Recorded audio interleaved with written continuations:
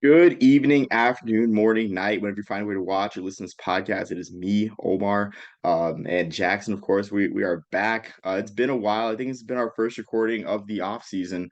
It's been a busy off season for both of us. I know, even me just getting guests on the podcast. It's been kind of a drag, but we're picking back up. And May is a time of year when you can start to see the college football season at the end of the tunnel. You start to see, the light at the end of the tunnel in late May as we're getting bowl date releases little by little and early season TV releases. So Jackson, how's everything going?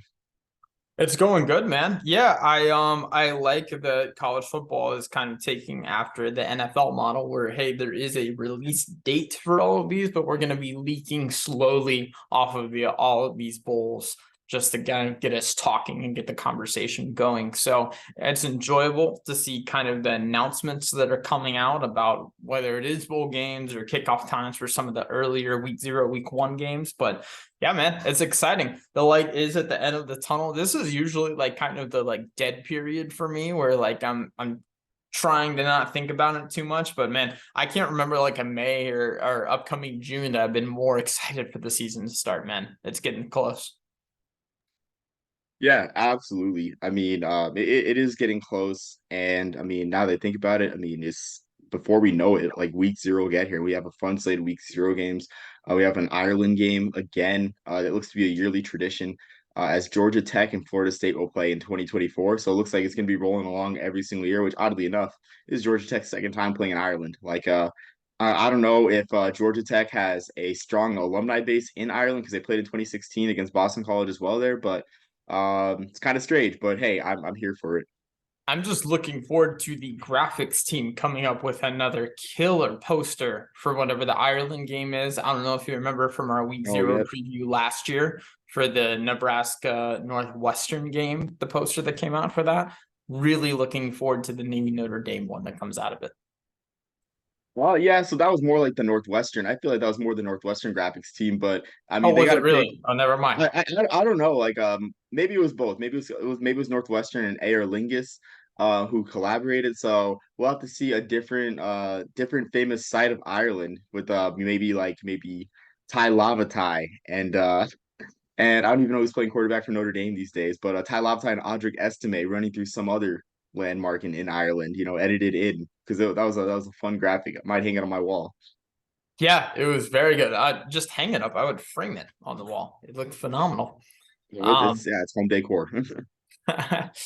Yeah, man. But the purpose, I guess, of this podcast today is to more go over a little bit of our opinions on the 12-team college football playoff format that obviously was announced a while ago, but the playoff itself put out some details about the scheduling of it. And then also its impact on other bowl games.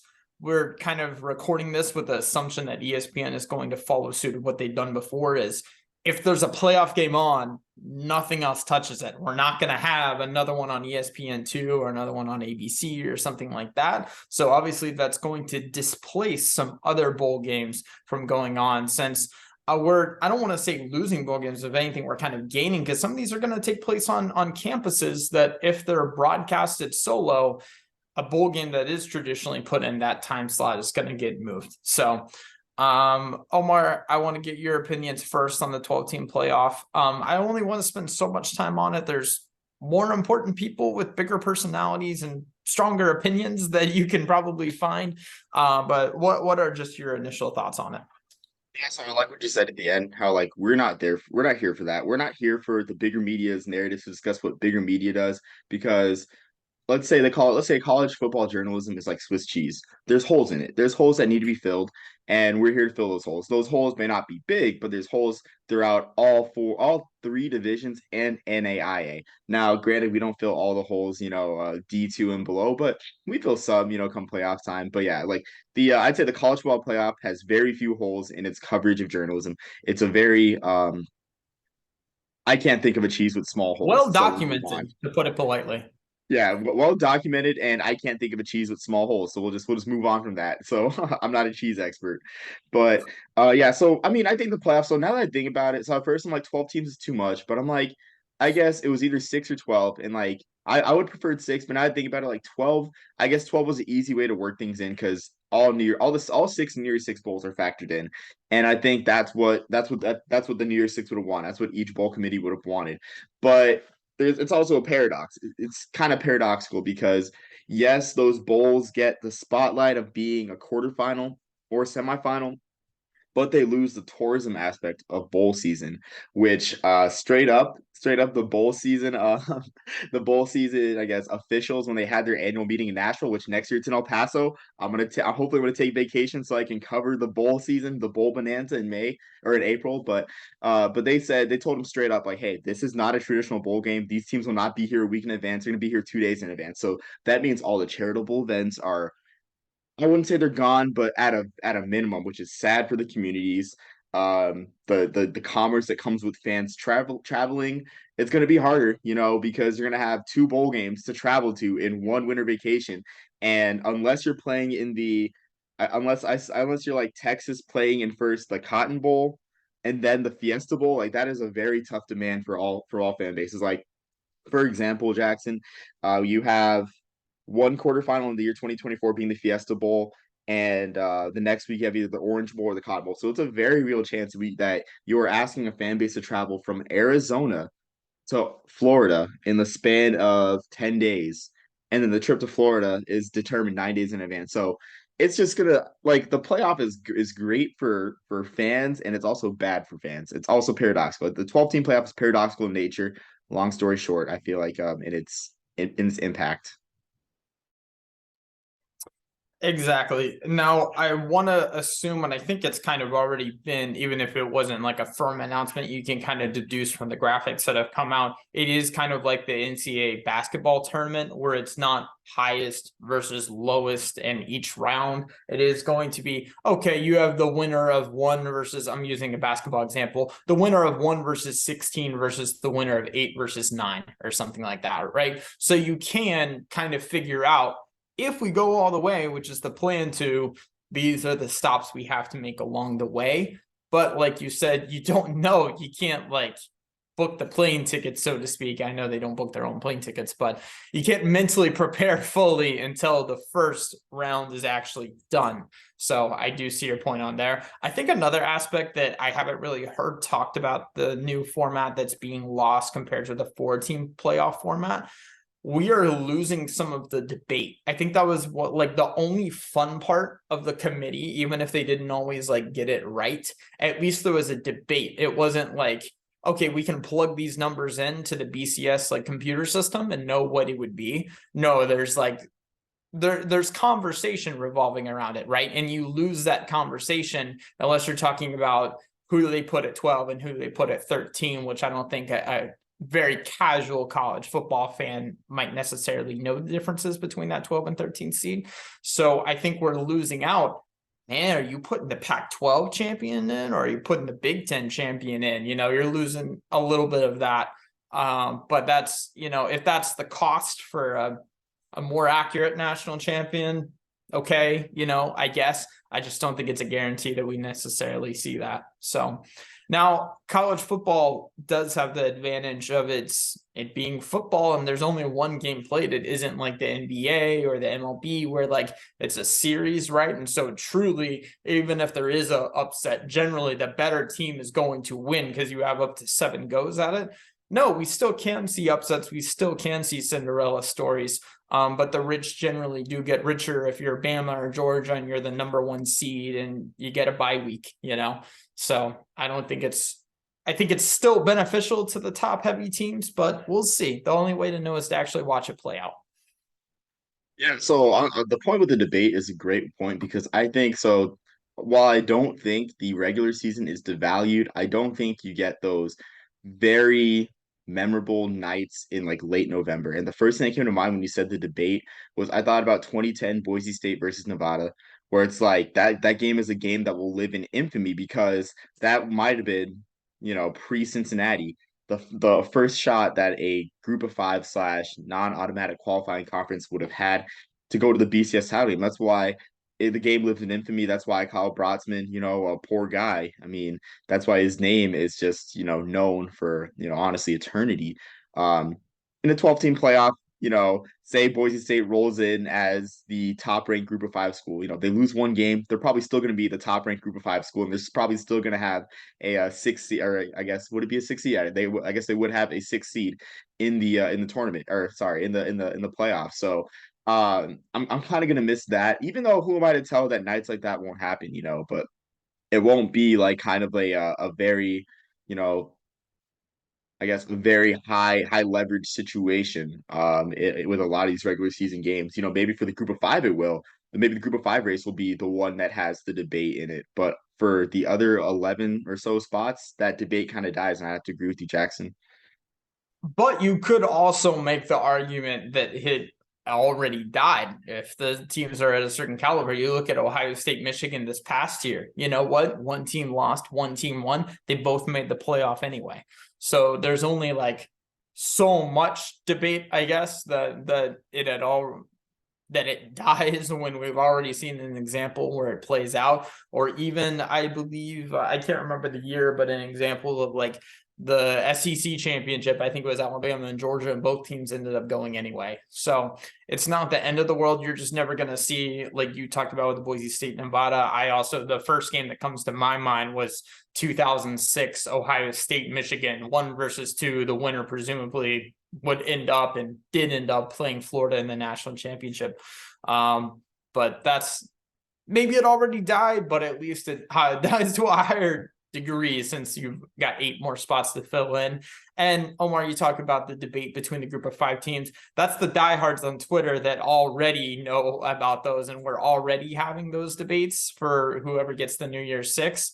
You bump into a college football fan in Starbucks, it's not necessarily, they're not going to know if, Memphis or SMU is going to go, or whatever the hypothetical group of 5, winner in, loser out scenario is. So Yeah. So I mean that's a good point for sure. But like you said, like the diehards do that. And of course, yeah, like that's a good point. It's like in a sense, games of the century, number one versus number two for all of our pre-BCS college football fans, games of the century kind of like don't matter anymore because well, first you had the BCS that paired, one versus two. And even then, like when you had games of the century, like in the middle of the season, like 2011 LSU Alabama, well, they played again for a second game of the century between the same two teams. So it's kind of cheap, and like it's like, and it's like it's not a bad thing. It's great that we can have regular matchups of one versus two, but it's like matchups like 2006 Ohio State versus Michigan, where it was a game of the century and in essence a playoff game. Uh, we lose that, and it's sad, but I think we'll have to adjust as college football fans. I think we like the playoff. And I think I think good comes out of the playoff and playoff expansion, because as a group of 5 fan, ending the 2013 bowl cycle, the group of 5 really did not have many bowl slots. I think it was like 13 to 15 bowl slots. Now that is obviously expanded with the playoff. So that was a direct result of the playoff, I think, the expansion of group of 5 bowl opportunities. So I don't think we'll see an expansion of opportunities, but there will be good to come from this playoff in terms of the structure of the season. So, yeah. and what are we going to do, Omar? Are we going to turn it off? Are we going to not watch? Like, we will adjust. We will enjoy it. We will figure it out. Just going to be a new normal. And as we just got settled down to the 14 playoff, at least I feel like I did, I'm going to have to wait another decade to get used to the 12-team playoff format. So, but we will adjust. We'll enjoy it. We'll cover it as always. So I don't want to end on an overwhelmingly negative note like a lot of outlets do. So, but Omar, we did say that wasn't our main purpose of the podcast. So we'll go ahead and move on to how it affects, in our opinion, some of these displaced bowl games that take place during the new earlier rounds of the playoffs. So there's really 2 sets of bowls that are heavily impacted by the 12-team playoff format.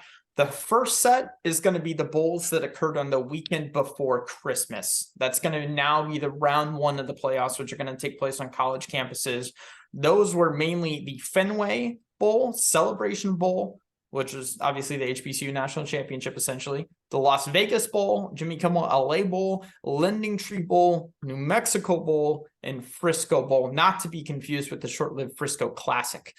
The second set is going to be the New Year's Day, like January 1st, assuming it's not on a Sunday, bowl games, which were traditionally set for the college football playoff and or New Year's Six, and then generally one or two bowl season games that they would throw on ESPN2 or ABC one way or another. You generally had a game at noon. You had two games at 1 Eastern, and then the 5 o'clock, usually Rose Bowl, 8:45, usually Sugar Bowl. The three games that occurred in the early window of January 1st, you lose 2/3 of that because that is now going to be a playoff game. And so usually it's the Tampa Bowl, and then it rotates of what did the other New Year's Six bowls are that are on there. But yeah, you lose that 2/3 of that window. And so where we think and when, I guess, mostly the Tampa Bowl will be played. But we'll go ahead and start off with the first set. Omar, you're a bigger fan than me of the Fenway and New Mexico Bowls, probably. So you tell me, what do you think about those? So first off, I just want to say too, you're forgetting probably the most important non-New Year's Six bowl. I'd say in the whole landscape, the Citrus Bowl, of course, every single Oh, year on New yes, Year's. that's right. Yeah, Absolutely. The Citrus so Bowl. been broadcasted on ABC, I think every single year since 95 or 96. So probably a lot of people's probably part of a lot of people's New Year's Day traditions. In fact, ABC from what I can remember from my high school years, I remember they would air the Citrus Bowl when they got back the rights, of course, to the New Year's Six bowls. They aired the Citrus Bowl over New Year's Six bowls, which I always thought was an interesting broadcasting decision. Maybe it was directly within the contract of the bowl itself and not for ESPN to determine. But I always thought that was interesting, and for that, I've always been a fan of the Citrus Bowl because it's always been kind of like a landmark to a past time in college football. If I close my ears, I can imagine Brent Musburger still calling the game. But like in the 90s. But go ahead. I was just gonna say I'm going to miss on New Year's Day eating Cheez-Its and drinking some orange juice at the simultaneously as we're watching the Cheez-It Citrus Bowl. But just a bad joke about the sponsor. You're gonna miss it. It was just 1 year that Cheez It was a sponsor. You'll adjust, Jackson. It was just 1 year. You'll be fine. Um, but but yeah. So starting off with, like you said, it's kind of tough to tell. So for me, in the bowls you just mentioned, there's really I think two bowls that are just or three bowls that are really fixtures of the opening weekend of college football that I can put my mind to: the Los Angeles Bowl, the New Mexico Bowl, and the Celebration Bowl. That's all. Those are always like those other bowls have always been either like late additions or like rotated around different dates with experiments. But the New Mexico Bowl has always been on the opening Saturday of bowl season since like 2006. And this year it got a boost too. Like this year, the atmosphere was electric, honestly. I mean, it was BYU SMU got a 1980 Holiday Bowl rematch. You got a former WAC rematch.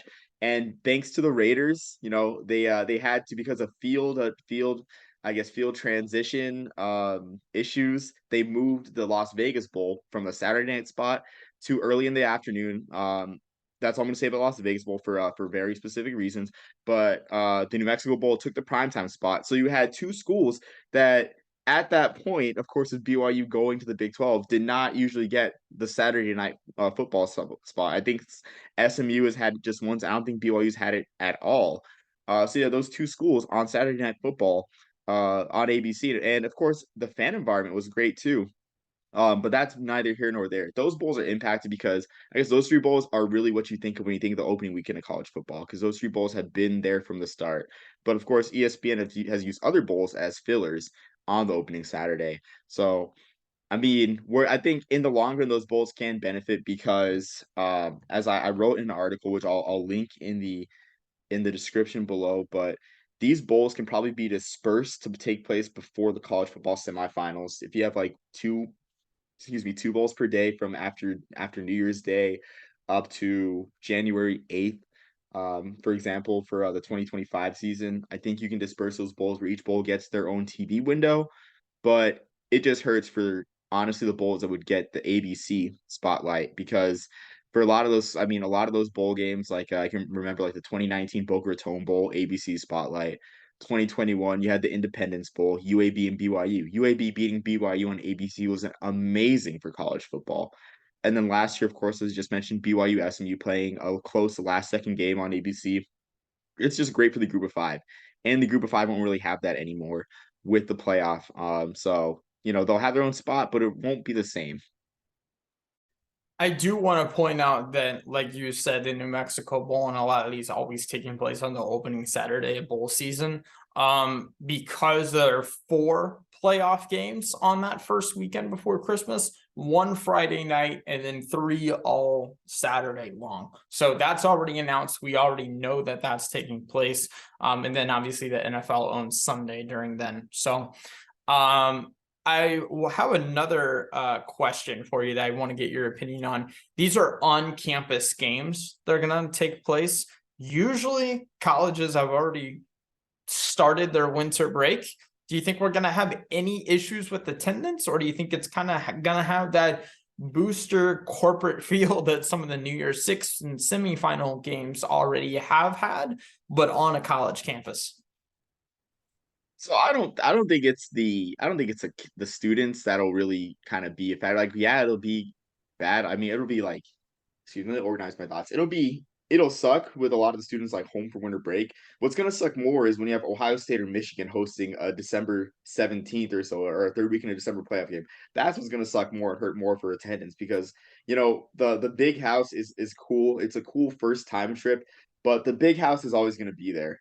Like I mean, if you want a bucket list, like yeah, your team playing in the big house is cool, but a lot of fans will start to weigh the costs and benefits of having to visit the big house in very cold Midwestern weather. So I think that'll compound, but I mean, we always I don't know. I don't know. I feel like the gravity of having a playoff game for, either because it's not just students, it's also local fans, like fans that didn't go to the university but live in the area, that go to games too could also carry the slack. So I don't think it'll be as big of an effect as weather is in some of these places.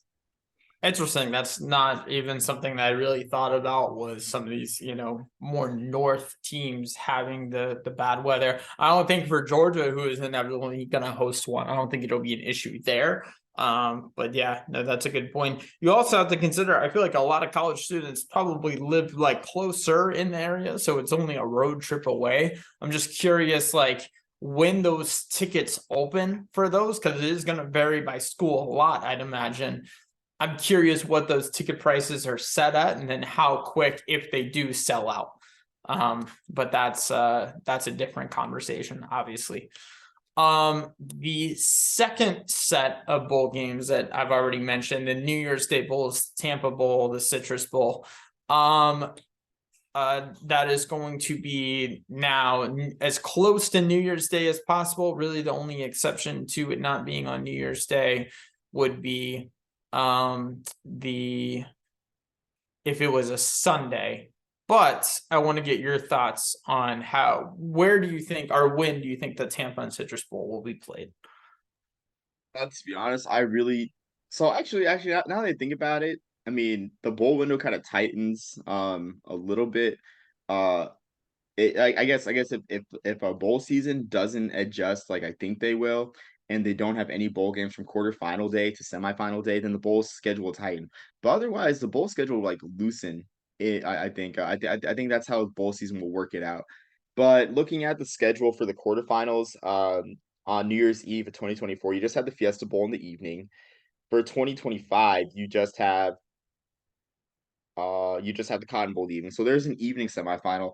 In 2016, when you had Lamar Jackson versus Darius Geis and LSU in the Citrus Bowl, that game was not on New Year's Day. It was on New Year's Eve as a prelude to the playoffs, which was a doubleheader, of course. So I think it's an easy move for both those bowls because those bowls do run concurrently. So maybe it's not end game for both those bowls, but I guess in the backdrop of everything happening, I mean, I'm not sure. I'm not sure how many people will notice that the game will play. That the game is on New Year's Eve and not New Year's Day. I'm sure in the moment you will, but like looking back, I mean, you won't really. I guess it won't really make much of an impact. And like now that I think about it, like when I think about like the Citrus like Tampa Bowls, I can't really think of like many like exciting endings, like many iconic games. Like it's always been a great tradition, but I just can't think of many iconic like games like that have happened honestly lately, like since 2014 or 2020 well yeah, this past season. Like for for the ReliaQuest Bowl, you have the Mississippi State Illinois game, which very emotional after the death of Mike Leach, a very sad environment. So that's the only one I can think of with like either of those balls. But I mean, and maybe the 2017 Citrus Bowl where like Notre Dame scored with like 2 minutes left. But otherwise, I just think those bowls like exist and their tradition enriches them more than the excitement. Especially like the last thing I'll say is with the playoff and with the uncertainty of bowls like the Citrus and ReliaQuest Bowl, last year's Citrus Bowl between Purdue and LSU was the worst thing that could have happened for the Citrus Bowl because you had a bowl where like Purdue sat so many starters, LSU sat some starters, and like it was just an ugly game, like Mess. 63-7. It was a mess. Like, and that's Yeah. not what the Citrus Bowl is. Like Purdue was actually had probably like honestly, I don't think I'm exaggerating when I say their third best season since 1967. They won their division in the Big Ten. They played for a shot at the Rose Bowl. They've only been to two Rose Bowl, or they've only been to one Rose Bowl since 1967, two all time. So that was arguably like their third best season of since 1967. And for it to end that way because of the current climate of college football, very, very, very kind of concerning, for the soul of college football. You know what I mean? Yeah, no, absolutely. And I think we've been concerned about that for a while. I kind of hope and wish to see that maybe NIL can help change that a little bit. That maybe you don't start preparing for the combine right away if you get offered, 5 figures to do an interview after after you play in a bowl game, right? But we'll see if that ends up being a thing or not. One thing that I just noticed kind of as I was talking before, we've only gotten the 2024 and 2025 playoffs, which obviously the Rose and Sugar are the semifinals for this year. Do the Rose and Sugar rotate out as semifinals again for the 2026 season, which would put them on a Thursday and a Friday night in the second week of January? Do you think that's going to be the case for 2026? No, so I think so. I know that the committee and the committee made overtures to the Rose Bowl that they would move without the Rose Bowl, that they would be willing to start the to expand the playoff without the Rose Bowl. So the Rose Bowl is going to be different for sure. I mean, the Rose Bowl probably like if they're going to rotate between quarterfinals and semifinals, the Rose Bowl will look like it did when in like 2006 with the Texas USC Rose Bowl, how that game was the Rose Bowl and it was on a Monday night. And the same thing with like 2001 with Miami versus Nebraska, when like that game was a Monday night as well. And like, it wasn't just like the national title. It wasn't the separate national title bowl that we became accustomed to in the BCS. It was the Rose Bowl. So um I see them like continuing with the rotation, but kind of grudgingly, more so the Rose Bowl grudgingly, but the Sugar Bowl is like that friend that copies your test or like copies your test answers and rides your coattails because the Sugar Bowl, for all I care, like it could be played on New Year's Eve after or on New Year's afternoon and not particularly New Year's night. It was more so like a more recent thing I think with like the Rose Bowl having its own like I guess being known for a TV window because like it you know let's see going back to like the 60s 70s and 80s the Rose Bowl was broadcast by NBC, right? And then NBC followed the Rose Bowl with the Orange Bowl, and there were some very iconic moments in the Orange Bowl, like the the 2-point conversion, Miami versus Nebraska, 83. So it's like I think when you think of New Year's night, I think you think of that. I think you think of the Orange Bowl, honestly, and not the Sugar Bowl. But maybe I'm more a historical guy.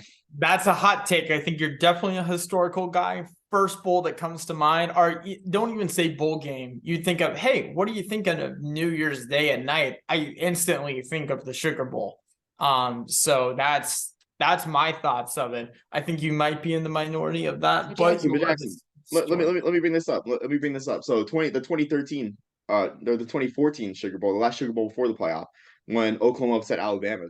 That was not I don't think that was on New Year's night, to be honest with you. I mean, I could be wrong. This could be a Mandela effect, but I remember that being like a separate bowl game.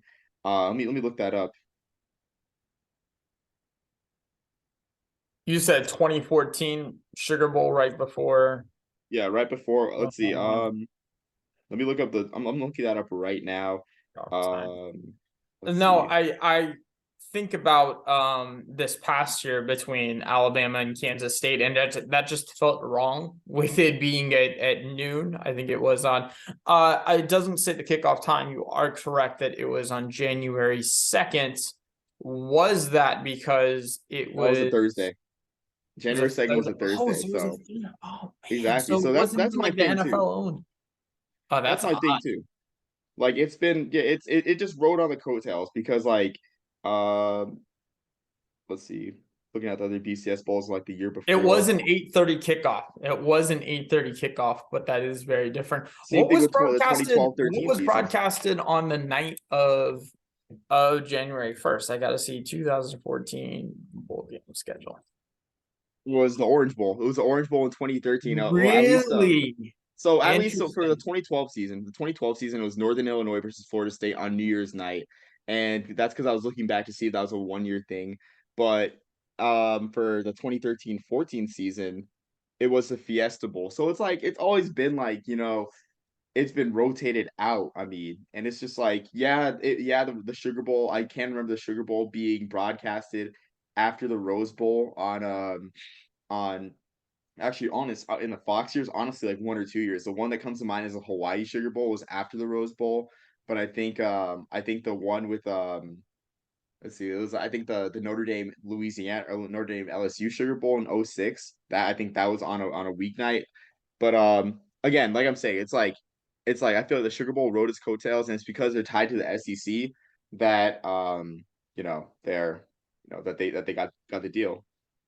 Omar, I do have a question. And this is something that popped into my head earlier, but I'm seeing it again on here. You mentioned that some of these bowl games that we talked about are going to get displaced to the week between New Year's Day and the semifinals of the college football playoff. Do you think it's going to be kind of a throwback feel to the GoDaddy Bowl, and also I'm seeing the BBVA Compass Bowl? Do you think that's going to kind of have that feel where it's not a high stakes bowl game, but is being placed on a weekday on the first week of January? I think so. Excuse me, I think so, honestly. But I mean, the fact I feel like those bowls, like they got attention, but it was kind of like like kind of just like I'm watching it because it's on. Like it's not exactly like a landmark kind of thing where it's like I'm watching it because it is a tradition. No one's Um, watching the GoDaddy Bowl out of tradition, and it's going to be because it's football and it's on. So Exactly. So I mean, which would be cool that they get their own spots because the first Saturday of bowl season gets crowded. Like I think it's like 7 or 8 bowls in 4 time slots. So there's competition. There will be less competition with the expansion of bowl season. But yeah, so I would have to agree. But yeah, I think honestly I feel like the big losers in general for these bowls are the Citrus Bowl, the Citrus and Relive Quest bowls because they have to move off of New Year's Day, and the Rose Bowl too because the Rose Bowl is the soul of college football. I don't care what anyone says; it's the soul of college football. It's the constant throughout every single change, and we've been able to figure it out. Even when we had to, sort of manufacture a 1 versus 2 matchup in bowl games, we still had the Rose Bowl. So the fact that we couldn't figure this out, it's very disappointing, honestly. But there's not much you can do. I'm a very much a control what you can control in your life person, and just leave it at that. I do think that it helps a little bit, at least in my mind, that like I think back to one of the classic Rose Bowls. Really, I guess you could say two of them. And when you include that Texas isn't a team that would traditionally go to the Rose Bowl, and obviously that was the best one of all time. I think back to even that Oklahoma, Georgia, Baker Mayfield OT Rose Bowl, first overtime Rose Bowl that we ever had, one of the best to ever be played. Two teams that you would never see go to the Rose Bowl otherwise if it weren't for a unique situation. So it's going to take me a little while to get used to not having a Big 10 versus Pac 12 or Big 14 versus Pac 10 again or whatever we will see down the road. But we will always have the Rose Bowl. We're just going to have to get used to how it continues to evolve. And I mean, for me, I think the turning point in college football is the 2022 Rose Bowl with Ohio State and Utah when Jackson Smith and Jigba had 15 catches, like 347 yards, where it's like that was the last like exciting classic Big Ten versus Pac-12 matchup that Yeah. we'll ever see in the Rose Bowl, at least on purpose. This year's one was like it was kind of there was kind of a pall a cloud of sadness over it. I mean, I know the Rose Bowl itself was very cloudy, but it was just like, hey, like this is, in the words of Kenny Loggins, like this is it for this era, you know. It didn't Um, help that when you go back and look at that day, the night of the Damar Hamlin incident was immediately following that. So it's just a very like cloudy day in memory of just not what you would like to see. I know that's exactly. unrelated, but that's what I think of when I think of the last classic Rose Bowl. Yeah, and it's just sad too that I mean it was like maybe that's just how I guess the universe works things, just like a cloud of sadness was just over that whole day. Honestly, I mean so, but yeah, we'll see. Like college football will always adjust, and will adjust as well as fans and aspiring media members. We've been doing this thing for 154 years. Not us, college football, that is, but we'll figure it out. Like we will get it done, and we will see how it evolves, and it's going to look just as different in 150 years from now as it did 150 years ago. So it's going to take some getting used to, but look forward to talking over all of it with you. I will say So this, Jackson. I will say this. I do have like one brief kind of like oddity in terms of the bowl schedule. Now that I think about it, so the Arizona Bowl, I know in before it got canceled in 2021, was supposed to compete with the college football playoff. Very bold strategy. I'm not sure how it worked. I mean, the game got canceled anyway, so I kind of wonder if like the Arizona Bowl, because like given its past trends, like in 2018, that game was played right before the Cotton Bowl between Clemson and Notre Dame. Uh, the bad thing for CBS Sports Network is that game went into overtime and overlapped over the start of the Cotton Bowl, which is the worst thing that could have happened. So it'll be interesting to see how the Arizona Bowl shakes things out. So I just thought about that. I don't know why and that came to mind. it's only going to get more unique and more different with Barstool being I assume, continued sponsor of the Arizona Bowl. So if anyone's going to try something unconventional, it's going to be Barstool Sports, who, by the way, it's one of the only bowl games you don't have to have any subscription to watch. So it is going to have guaranteed viewership, if only from people who enjoy football but don't have a subscription. But yeah, man, I'm that's a good point that the Arizona Bowl has had some interesting ways of doing their broadcasting. Did it compete with the Orange Bowl this past year, or was it? I think it was immediately before, but I feel like there was an overlap of it. Granted, this past year's Arizona Bowl did go into overtime as well. But was it overlapping with the Orange Bowl? Do you remember?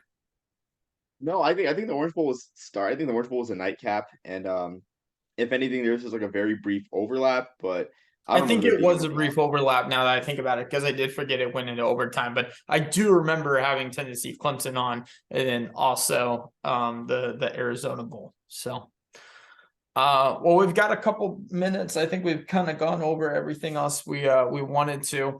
Omar, you want to briefly kind of go over some of these week 0, week 1 opening games we're excited for? We already talked about Navy, Notre Dame, and Dublin. What's another week 0 game we're looking at? I think Navy Notre Dame in Dublin is more so than being in Ireland. It's the first game in I think over 2 decades where Kenny Amatulolo will not be a member of the Navy staff, and the first game since 2000, since the 2008 Army Navy game where Kenny Matulolo is not head coaching for Navy. So interesting change there. The new option rules too. We know Army switched away from the triple option to more of a shotgun option attack, more of a shotgun running attack. So we'll see how Navy continues to adjust to the rule changes. So that's a huge one there. Also coming to mind as well, I'm thinking of the FCS Classic, Mercer versus North Alabama. I know Mercer has been on the outside looking into the playoffs for the past couple years. That's a program that is just on the edge of, I think, just making the playoff in general. They just need a couple breaks in the SoCon. Just a very solid team. North Alabama too has had trouble. Sorry, I gotta look at the schedule too, because okay, and then you have a few FCS versus FBS games for week 0. It says looks like UTEP's playing Jacksonville State. That's cool. Oh wow, San Jose State versus USC. That's interesting one. Hawaii, Vanderbilt, and UMass, New Mexico State. So I guess out of all the names, out of all the games I just mentioned, I really think San Jose State versus USC is intriguing. Because of course Brett Brennan has a great thing going with that program too. Chevin Cordero is very experienced. If Chevin Cordero performs well, I know we always play the group of five Heisman candidate like in week 0, but he's playing against the defending Heisman winner. Like if Chevin Cordero goes throw for throw with Caleb Williams, I really think, Riders should be on notice. I think USC is only improved, and Lincoln Riley teams are traditionally good in the regular season. It is up until December that they are elite. I don't think that's going to end well for San Jose State. But if it does go well, that is a big conversation starter because USC is very, I don't want to say overhyped quite yet, but they are very, very hyped up.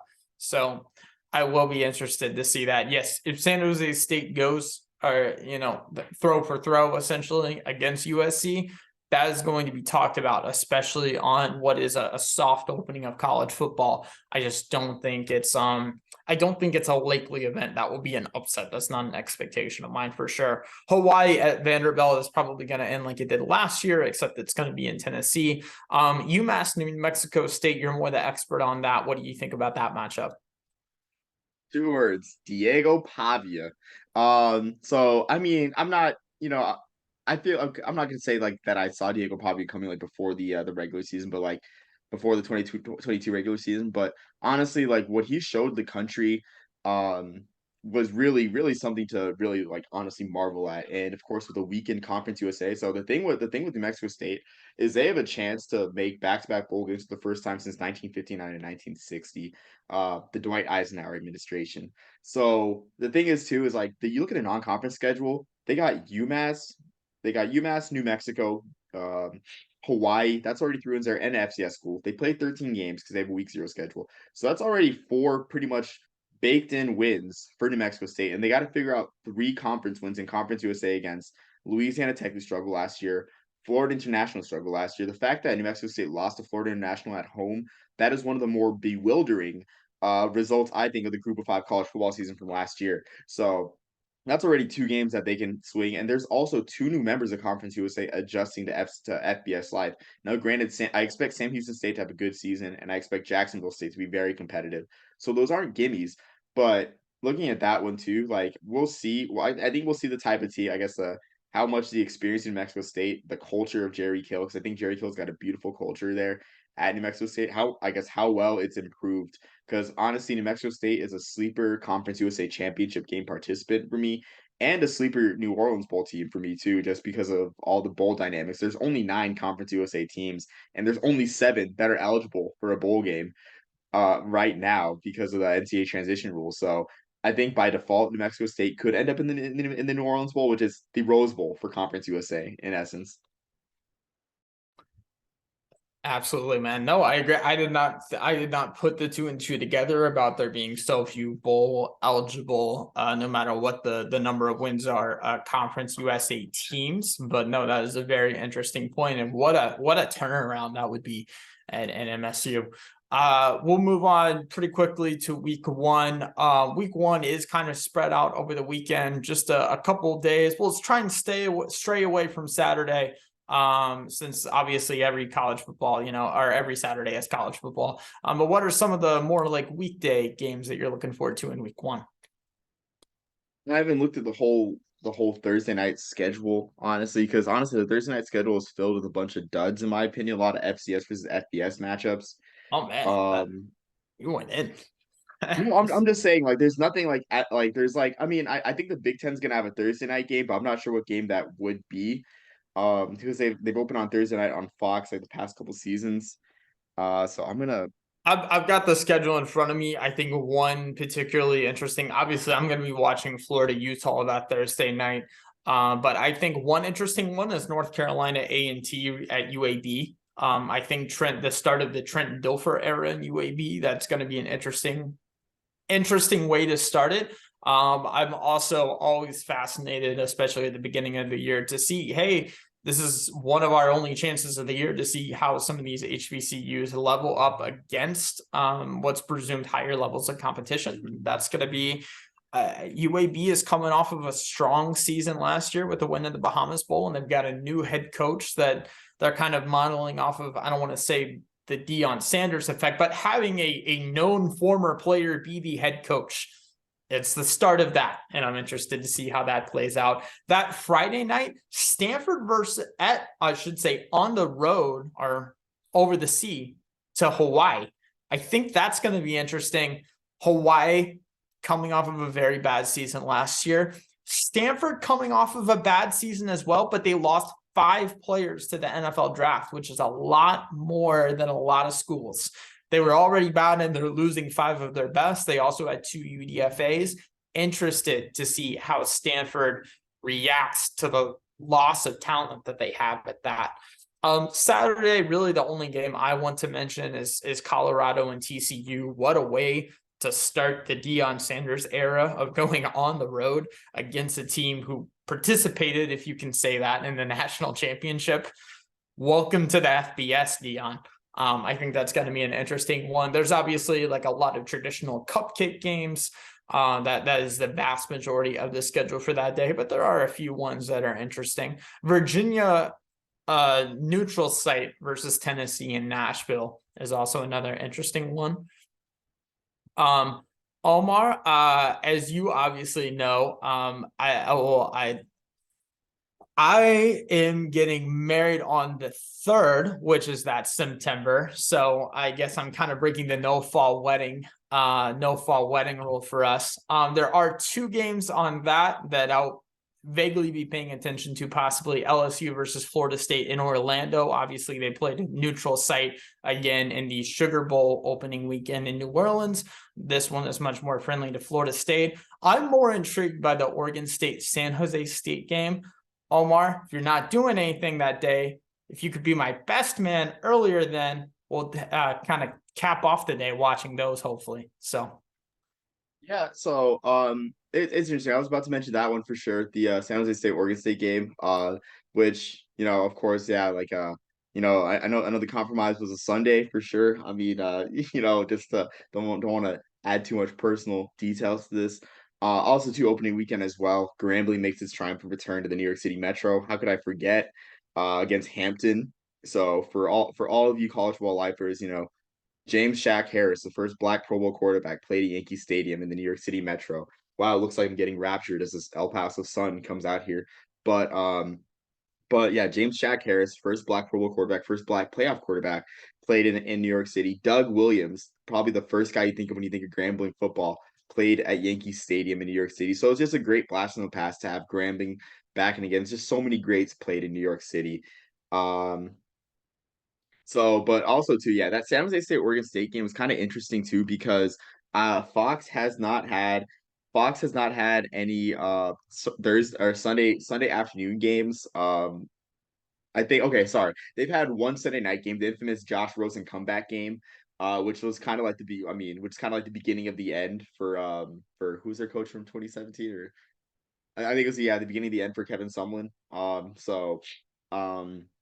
But yeah, Kevin so I mean, it Sumlin, should I be did not interesting. anticipate us mentioning Kevin Sumlin's name on this, but Well, yeah, wow, that's just what I you're think of. not I think wrong. about the fake spike. Yeah, I think about the fake spike, and I think about like, yeah, that might have been the start of the end for the Kevin Sumlin era, because of course next year they hire Jimbo Fisher. So yeah, so I mean, it's just interesting too, and of course, it's college football, on a Saturday, but it is your wedding, so but it's my best friend, so I'll allow it. Hey, there we go. So only 2 games that will be missing part of, although LSU, Florida State, that kickoff time is already announced for 7:30. Omar, are good to be my best man, hopefully for that day though. Hopefully, but you know how the Army works, so we'll have to see. Hopefully so, man. Yes, if the Army does not take you If the away. Army allows you, yeah, absolutely. So yeah, man. Well, I'm excited for that. Nothing I would love to see more on my wedding day than either a guarantee LSU or Florida State loss.